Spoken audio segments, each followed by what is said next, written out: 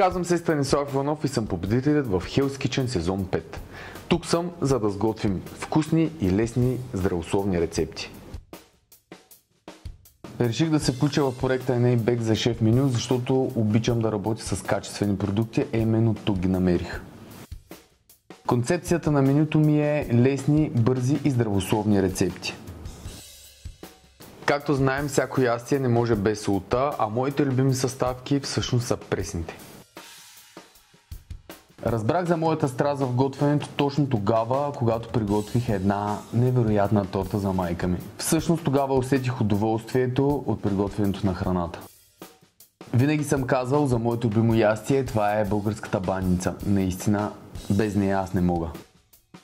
Най-голямото ми предизвикателство в кулинарията е Уелингтъна. Там наистина се изисква доста прецизност и едно огромно майсторство. Обичам да експериментирам с всякакви продукти, най-вече с тези, които се намират в хладилника ми. Така че хора, експериментирайте и вие. Наистина си получават доста вкусни неща. Винаги ме е вдъхновявала френската кухня, тъй като там наистина се изисква доста прецизност и се работи с много качествени продукти. Аз никога не се дъня, но май само аз така си мисля.